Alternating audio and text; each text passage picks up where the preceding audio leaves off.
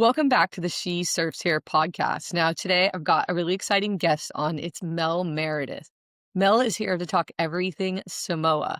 I've never been to Samoa, but she's going to tell us exactly what it's like to go surfing there and what it's like to be a woman surfer there. She's run retreats in Samoa for women for several years. She runs a kids program that helps Samoan children learn to surf and overcome their fear of the ocean. And she's also an active member of the Sand and Point board riders. It's going to be a really interesting talk to learn about a new destination and culture. So I hope you'll join me in welcoming Mel. Hey, Mel, welcome to the She Surfs Here podcast. We're super excited to have you here to talk all things Samoa. Thank you. Thank you for having me. How are you today and where are you based? I'm good. I'm on a work from home day. I'm Yes. down in Talking about surfing instead. yeah, I'm down on Darawal country in Nuna. So I'm based here at the moment. And yeah, this is the first time I've done this with a video recording. Yeah, it's a little bit awkward, but we'll try our best. I swear I'm getting better at it. We were chatting before we started recording about living down there in Winuna on the South Coast and some of the great waves you had, and that we all got to experience them during the Australian national titles. Yeah. Yeah, and you primarily surf at Sand and Point, or is that just the club that you're in?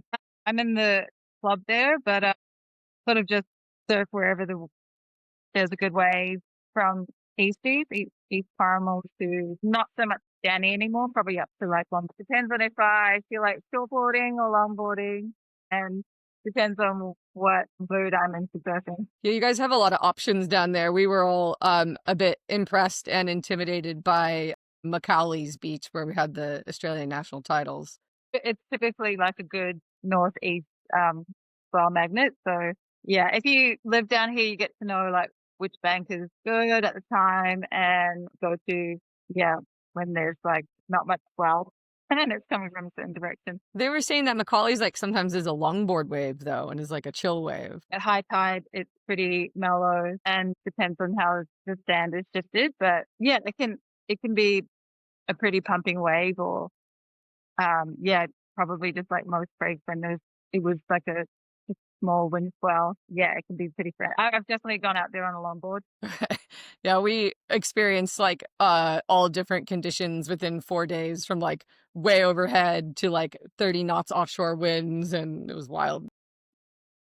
Awesome. We're here today to hear about your home country of Samoa and a little bit about your life story. I know that you didn't start surfing till later on in life. So can you give us a little bit about your background and tell us your story? Yeah, yeah. So obviously grew up surrounded by water, which is surprising for some to know that I didn't grow up surfing, but I mean, sorry, swimming, knowing how to swim. Typically, the trend growing up in Samoa is sort of like a fear of the ocean, and there's not much swimming education that gets passed down. So yeah, a lot of us are quite scared.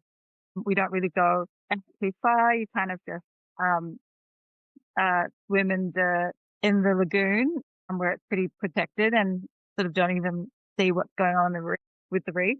I was pretty scared even of big fish. It's a polar opposite of how I am at the moment. When I sort of moved away from home and went to uni and then ended up in Australia, and in my 30s decided I was going to take a surfing lesson, and then it sort of progressed from there. It was very, very hard.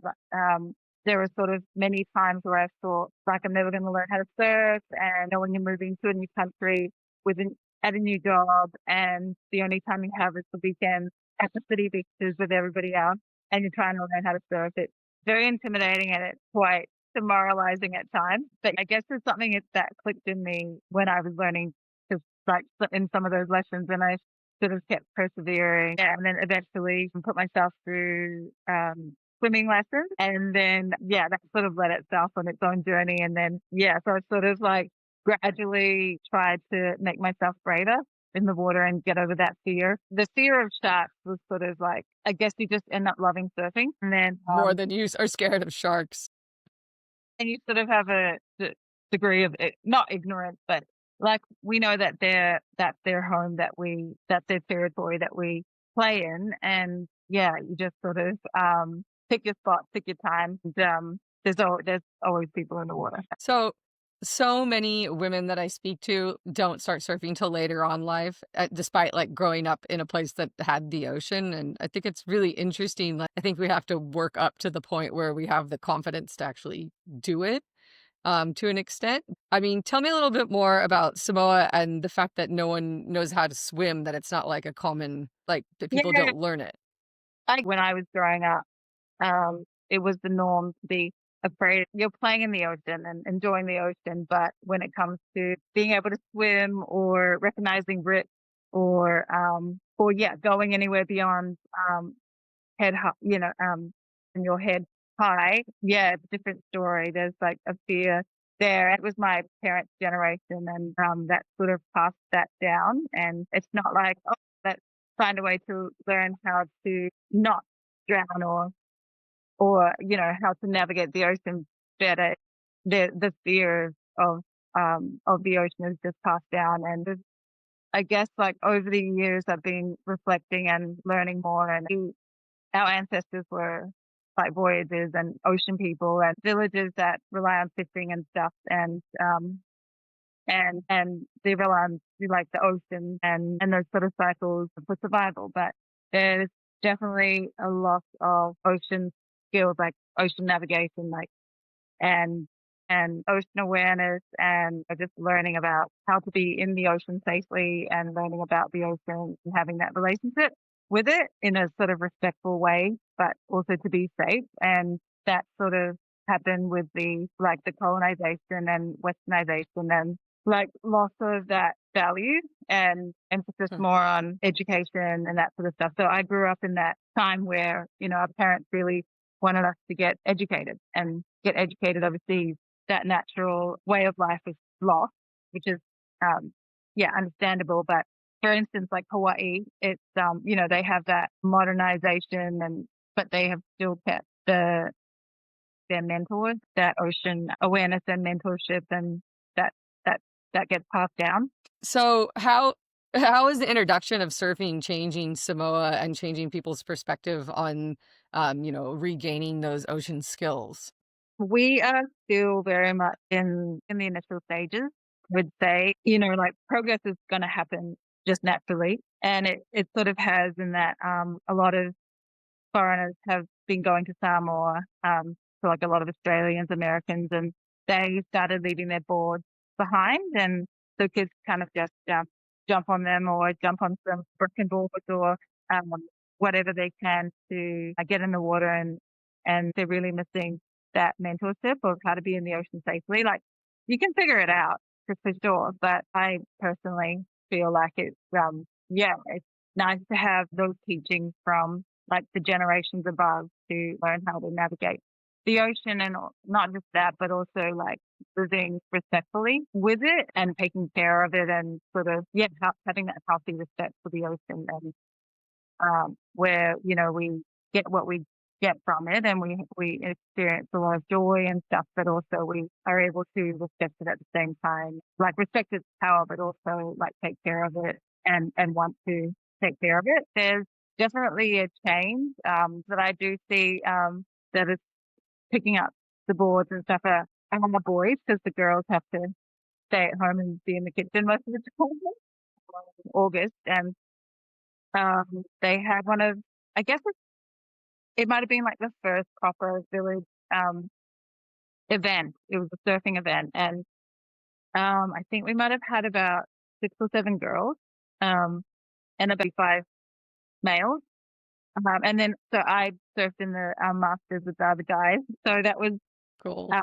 really great it was really great for the parents as well to see like how well the girls were doing in the surf and just this, it was a very great community event because it brought everyone together and it was, yeah, the families were there watching and seeing the daughters or yeah, the little girls in the family that was sort of doing really well compared to the guys, but Oh, also, cool. yeah, also just having fun. Yeah, hopefully that's sort of a great way to get the support of like the villages and the family.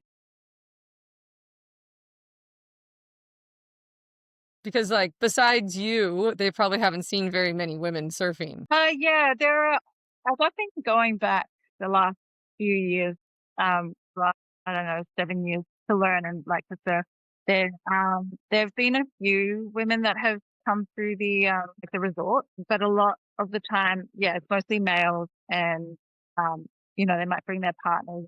But yeah, there are a few female surfers, but in the last few years, I've taken a group and there's probably been about 7 of us. Like 7 up in the water, like different levels of surfing. It's nice to have that for the girls, the local girls to see women surfing there.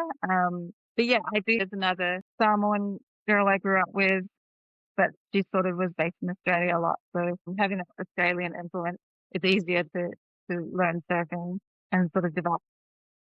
Everyone I know that's been is a guy, right? So if that's been to Samoa, and that's one of the reasons I reached out to you because I just wanted to know, what it's like from a woman's perspective, what the waves are like. You hear it's kind of heavy, right? And sharp reefs and a bit tidal. But I want to know, like, you obviously longboard and shortboard and have taken girls of all different levels over there. You know, tell my listeners who are interested in coming to Samoa, what the waves are really like and what they could expect. Yeah, it's typically, you probably won't be on a longboard most of the time. If anything, you can get away with a mid-length, unless you're just surfing on a really big day where there's a reef on the inner reef, inside reef. There's not too many of them, but you might be able to surf a longboard there, but not with quality walls. Just talking about like a longboard sort of whitewash wave that you could keep the kid on.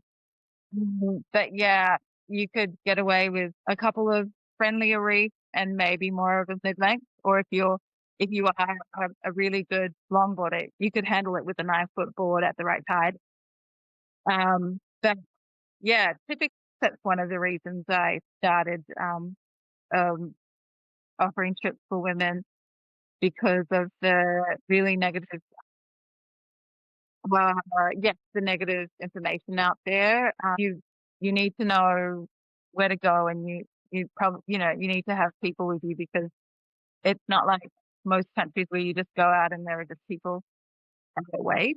It's funny to have that problem where you're like, oh, I can't, so I need like just one person to surf with.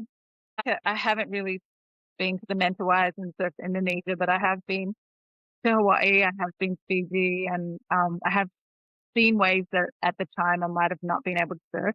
But yeah, I've been to like Cloudbreak and J Bay and those types of waves. And I wouldn't say that Samoa is like more gnarlier than any of those places. Like it's definitely like you definitely have shallow reefs, you definitely have mostly reef breaks and some shallow, hollow waves. But like I'm an intermediate surfer and I've sort of like worked my way up and to be able to surf and enjoy surfing in Samoa without being scared. But yeah, it's definitely not really a place for beginners. But like there are heaps of people that surf longer boards and have really great ocean knowledge and wave knowledge so they can surf it. But yeah, it's just depends on the swell. You just sort of time the tide. It's very tide. Most places you need to surf between mid and high tide. There's Okay. probably a couple that you would get away with at low tide, but it depends on who you are as well. That's like when the tide's going down and you're like, "We gotta go in, we gotta go in." It's like, "We have to go in or we're gonna die." So, Yeah, yes, it's yeah, like yeah. Indo. And there is like there are definitely powerful waves. But I think Hawaii is, you know, still in terms of power, has some really powerful waves. And I heard Indo's gets pretty big and heavy. Yeah, there's definitely a place for intermediate surfers. But yeah, it's not one of those places you go and it's just really easy to just jump in the water. And it depends. Foam board or something. Yeah, You depends need a on where boat too, right? you. No, not for all. You don't need a boat for all places. So you sort of just need to, well, yeah, need to know where to go. Sometimes it involves accessing through villages, and so there's an unspoken, or maybe the spoken, a knowing of needing to respect like, where you're entering, and um, sometimes asking for some permission. Respect. Some villages have rules about Sunday or the time of the time you need to get into the water, going over there and being like respectful, but also knowing where to go and who to, yeah, get in. So who like now you're not running retreats over there anymore, but like which outfitters, like which resorts or people do you recommend, especially for women if they want to go over there? If you Googled Samoa and surfing, you'd come up with the resorts that are probably like Salani and Anganoa, and those are pretty well known, but they're all more on the advanced side of waves. I think Salani could probably get away with a smaller, yeah, smaller swell. Yeah, there aren't actually resorts catered to surfing other than those ones, and then there are a couple of places you can go and stay, and they have a boat running out. From there. But yeah, there's definitely places that are handy to stay at, and then you just have to organize organize your boat trips or have a car and go to the spot. So you can kind of DIY it and find a local guide to help you, or is that not possible? No, there aren't local guides at the moment, but you talk to people like me, or you try if you don't go with the resort, you can contact the boat off like the couple of boat operators that are there. Yeah, And it's there's not like no, it's not that easy. It's not Bali. yeah, it's not, but it's not. Yeah, it's not like the Philippines where you can go and get guides, which which kind of makes it like it's great to build the surfing in the surfing community, but you don't really want to Yeah. have it overrun with like tourism is great, but kind of want to be able to preserve the place at the same time. Yeah, not experiencing overcrowding, which I've Yeah, you want to keep seen. it a bit of a secret, I think.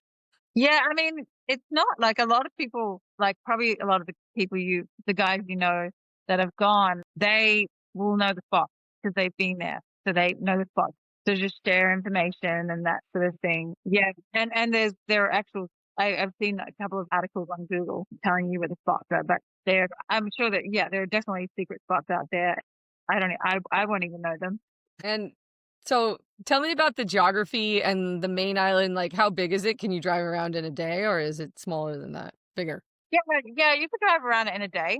The island that you Palu, which you fly into, and then we have a big island as well, which you can also drive around in a day. Yeah, but you can do it in a yeah, you can definitely get it done within that time frame. But is there like a surf coast? Like a lot of the waves that break out at the reef, and that's why we probably don't have a big surfing culture. Also, the waves that break close to the shore because it's a volcanic island. We have a lot of lava rock, and then they sort of break on the lava rock, or there's a lot of jagged lava underneath. Yeah, you can drive around the whole island, and there is a What kind of surfboards do you take with you when you go there? short board. I do. Yeah, people take a couple to a few boards when they come. I typically take a couple, one sort of for small waves and one for maybe a bigger day. And like I don't surf massive waves, but it does make a difference when it's bigger. Just like there's a lot of current, you want to paddle and you want to get into the wave. Yeah. Even when it's big, it's sometimes they're hard to paddle too. Um, I just try and have a couple of boards if I can. If I can't, then I just choose one that I can ride up to 6 foot in. Yeah. It's like proper shortboards. Yeah, proper short boards. Although I've been getting more into 20. Mine probably going to be 20. Cool. Yeah. I like those like twin pin, like the twin pin step up kind of board. Yeah, well, yeah, like one that you can ride take a hollow drop, take a steep drop. Yeah. Yeah. I'm not advanced by any means. I just sort of want to have fun and have minimal effort with maximum return. Yeah, I hear you. That's like every time we go to Indonesia, we're like, we should have just brought, why did we bring any low volume boards? Like, we should have just brought bigger boards because it just means you can catch the waves easier and faster and Yeah. not be scared. So, anything else that we should know about traveling to Samoa? Any like safety or insider tips? I guess like as women traveling, we always have to be extra cautious. When I've traveled around world and not being the most advanced surfer and then travel by myself, I always have managed to find someone that, yeah, you can find a way to do what you love safely. Yeah, you just have to be travel smart and just make sure you're safe and don't.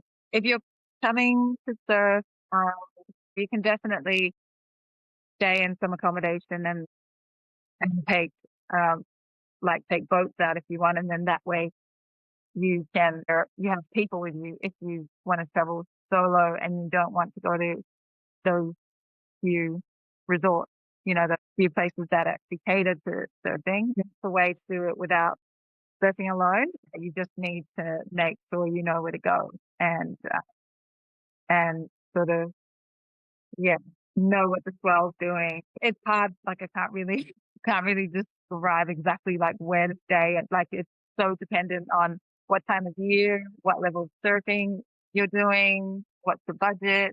There's just a range of things and some that make it a little bit hard to travel sometimes. It goes from being, like, very basic and experiencing just to happy to rough it to, quite expensive, Yeah. and then and it's hard to find the middle. So I guess that's one thing. Like it's handy to know what the swell's doing because that will dictate where on the island you stay and whether or not you access most breaks by car and then through the villages versus jumping on a boat on the south side of the island. It sounds like it'd be really great to have a guide there. Like, you kinda need help, and that's why people go to places like Solani, and I know from Yeah, experience with, like, Fiji, it's either, like, super expensive or super basic. It's, like, the same kind of thing, like, yeah, there's not a lot of surf camp yeah, type accommodation. yeah. And it is quite expensive to take the boat. Okay. Yeah. I mean, like, yeah, in Fiji and also if you come to Samoa and you're taking a boat every day, it's definitely, it does add up. But I guess they are essentially surf guides, the people that are taking their own boats. Yeah. And I guess that's why I saw the value in, or like I wanted to offer that to women to make it, to facilitate that, that sort of surf trip together, just surfing with other women. 'Cause I mean, it's fun when I go on my own as well, and I just jump on the boats, or I just link up with people that I know are going to the land spots at the same time, so that I don't have to surf alone. Yeah, you've I got wanna to go put on in one of your trips. I need to go some on your time, trip. research. That's cool. Well, can you tell me more about how you're working with kids in Samoa and the program that you've created? Yeah. Uh, so uh, over the past couple of years, sort of just at the end of each retreat, I sort of packed it on as a volunteer program, and it's about teaching kids a bit of ocean awareness and safety, and uh, keeping them, yeah, just sort of like keeping them safe in the ocean, but ultimately helping them to develop a different relationship and connection with the ocean. It's hard to have when you um, have that fear mindset. Um, and you're sort of not allowed to do a lot of things. We interviewed some of the kids and they said their parents sometimes don't let them go swimming or don't let them do that because, they think they're going to drown. But it's like, well, Uh, it's nice to be able to learn how to be safe in the ocean and that. So like I said before, like, I can't help but think of the movie Moana because of the story of, Moana not being able to go outside of the reef and how they had the family members that used to go. Is that like an accurate portrayal of what you're talking about? yeah, I resonated with Moana, but I got out of the island and then I paid for my ocean education and then I've come back. And so, I wish that it would have been like a dream to grow up with that kind of ocean confidence and awareness and skills that I guess I don't know, maybe I have more of an appreciation of it or something. I guess that's also a driving force to wanting to break those barriers that have existed for us growing up. And it's not like we're introducing something new. Surfing, it's not like, yes, different. There's not a strong surfing culture in Hawaii. I mean, like Hawaii. And one of the elders had actually told me a story about the first Samoan surfer, and it was a Samoan land surfer. Anyway, so there is history there. It isn't like we're introducing anything new because intrinsically our ancestors had, this way of life where it was just natural to um, have an awareness and a knowledge of the ocean, whatever you're doing, like navigating, spearfishing, even that, like, didn't grow up. There aren't many spearfishers that, will go diving and stuff. So I think it's a course, like in diving. And then I decided like I would buy a spear gun and then started spearfishing and sort of Cool. through my journey of learning to be, I sort of did it all because I was really scared. Waves were coming and I, I just felt like I was going to drown.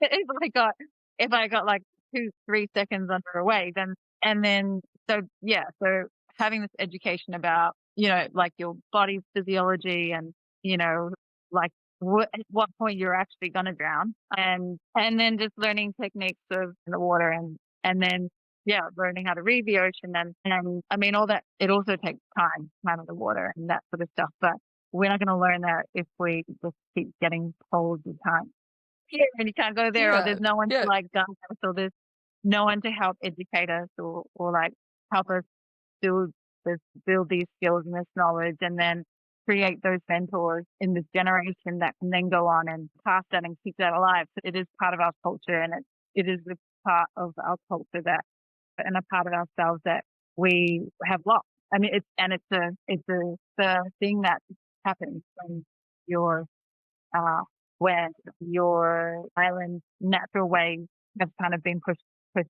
You were saying before that, like, even in some of the villages where you work with the kids, like, the village is, like, on the beach and they have, like, no swimming rules? So some parents won't let their kids go swimming. Yeah, sometimes. This is based on the interviews that we did with the kids. Some of them they're not really allowed to go swimming that much because of drowning, which is like fair enough. They don't Yeah. the parents maybe they don't have time to supervise them. They can't swim if they're not getting educated and or being supervised by somebody. Then that makes sense.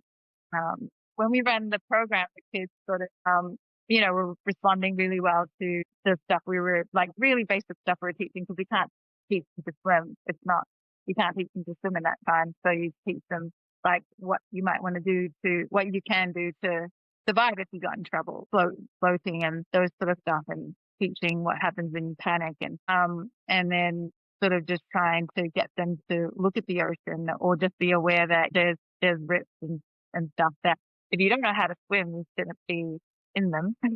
Yeah. and, in those like dangerous areas, and then and then sort of having some fun with surfing as well, which they really love. But there's also a part of wanting to grow this program because, like, essentially, it does make you more aware of what's happening to somewhere that you love. Like we're enjoying surfing, and uh, and I mean, I just think it's just going to be a natural progression that you spend more time in something and then you see the changes and then or you develop this connection to something that you really didn't really have an awareness of before, and then you see what's happening, then you just naturally um grow towards wanting to protect it. There's the problem around a lot of the islands with rubbish or a lot of plastic. Like some of the places we access, and you just go through the bush or you just go down the through the rocks, and there's so many benefits towards that you can be more passionate about doing instead of getting in trouble. Just a lot of stuff that is helpful for you, and like mental health and aside from this connection that I'm talking about, that is part of our culture. If you had all the funding in the world, if you're able to get more funding, like, what would the program look like? I think it's from when I first wrote out a long draft with all these ideas. I think it it changed a bit, and I know it's going to continue to evolve as we spend more time doing it. I think that's just natural. I would spend more time at home and like be more. Yeah, I would be able to spend more time and And the idea was always to get some training from overseas. Like there's so many things that would be helpful, like the surf rescue stuff, just the survival courses, putting money into building the swimming as Yeah. well. Like, Yeah. ocean swimming programs that tie into part of the surfing skills. Equipment was a problem, and we had a couple of board donations from a Southern man who's down in Oh, the yeah. Illinois. So that's super helpful just to have those really long boards because the kids are kind of big as well. It's really Yeah. hard to teach them, but you need people on the ground over there. That's the best way to educate them to then maintain the education for them and then I guess the kids. So yeah, having the locals building up the locals, be the ones to educate, pass the education on. So yeah, I guess it would be getting the help for some people, more people overseas. And we've had a lot of Pacific Island, sort of the islands around us. Like there's been people from Fiji that I know and Hawaii. There's other programs and really happy to help and that sort of stuff. But it does still comes down to like money and Yeah. getting them over here and then like where they're going to stay. It would be great for us to get the safety and ocean knowledge. And like, it'd be great to have some mentors from Pacific Islands, Hawaii, and those kind of places where, we're related. Yeah. It's just nice to see people that look like you, I guess, for the kids, especially. Like, I'm inspired when I see like the Tahitian and the Samoan surfers like that inspires me to, yeah, just inspiring. Yeah, so it'd be great to get those kind of people on board and, I guess just have access to a range of skills that's being taught, there. Are there very many local surfers? Like, is it just There it is building now. yeah. Yeah, there are a few now. In one of the villages where we had the, surf event earlier, a couple of months ago, there are some older surfers, older local surfers. It just depends on, yeah, who who's willing to put the time in. Yeah. As always. Teaching the kids and that break actually, I wouldn't call it a beginner break. It's like rock. You don't want to surf it at low tide. But when you're a kid, they sort of just yeah, there's also that no fear. Yeah, they don't know. They have no Yeah, idea, right? yeah, there's rocks underneath, but when you can't see it when the tide is high, yeah, there are other stuff that would be great to go into later on as the program develops and link with other more culturally focused ocean activities like paddling and spearfishing. And like I used to paddle when I was 15. And so I have that connection with them. And we're sort of all interested in trying to pass this on and grow that ocean knowledge and sort of to like bring back sort of a cultural um, thing as well as another part of it, I guess, with surfing is what with the development, it gives kids more opportunities to do stuff for their life. So if they want to become a Yeah. professional surfer or getting into the surf industry or becoming guides or there's just so many opportunities I can see for them to tap into with the development of that skill. There's so many benefits. The environmental benefit of not having so much trash around, the health benefit for the individuals who are participating because they're doing like an activity and they're outside, the safety element, the community element. Like there's just so much you can contribute using the ocean and surfing as like a backdrop. But, just it can totally bring back that old cultural thing as well. So it's just very cool. It's a great idea. Yeah. Now we got to find you some funding. Yeah, yeah. I'm not very good at that part of things of admin side of stuff. I guess that's one thing that I have sort of started reaching out to my friends that are better at this kind of stuff and ask, just I guess tips on what funds are out there. Like I've had a quiz at the and sort of doing it and that sort of thing. But yeah, I just sort of need more time to educate myself on that part. And yeah, I guess everything is also help with a full-time job. Yeah, you have to do the real work to go to back to Surfing Samoa, obsession. otherwise you don't have enough money. Yeah, yeah, exactly. Yeah, surfing obsession and stuff like that. But things have also progressed since I first put the idea out on it, and then I didn't wait for funding. I just self-funded the first one because I just wanted to make it happen. And Awesome. it's hard when the kids have had so much fun, and then they say at the end, last one for the year. It's like the last one and the first. It's the first one and the last one for the year. So Yeah, I have said to them, look, I'm trying to make them more frequent. I've got some boards over there in Sabai, so when I go back, I just try and get them on the board and do something. Yeah, that's so good. Yeah, I mean, it starts small but could make a big impact. You just need to get yeah, more yeah, locals involved. yeah. Yeah, I think that's the thing. Like I've just kind of accepted that that it is what it is in terms of the timeline and what you can do, and you can only do so much at a point in time until you can do more, until there's more space to do it. And it's just like it is evolving, and then there's been more interest, and we got help from like a student. She's 17, so I'm not sure what that puts her into in high Australian. I think school. her last, Yeah, yeah, last year of school, and she had a social impact project that she needed to do, so she came over and um I let her like run the program. Yeah, it was really great, and then she got the funding sponsorship through Southern Man because she is sponsored by Southern Man and cool. Rip Curl. So we got some rashies from Rip Curl and a few. I think we got three. Yeah, we got three 9-footers, which is really helpful. So Oh, that's epic. we'll be using that when we go back for our next one. Okay, well, this is our call out to everybody. If anyone's that want to help Mel in her cause here, or people that can fund her, any ideas, hit her up. Tell us where we can find you. I guess Instagram is probably the best way. It is just a small thing at the moment. So the handle is Peleo Samoa. That's PELEO SAMO retreat. Cool. I'll put it in the show notes so Okay. they'll have a link to it. I know you're like, wait, what? They'll have a link to it. But yeah, so parting words, what's one message you'd want to give to women who are nervous to go on a surf trip or nervous to surf a new break? Yeah, I think I mentioned something before, like you can find somebody to help you wherever you want to go. It's just a matter of looking. And yeah, there's definitely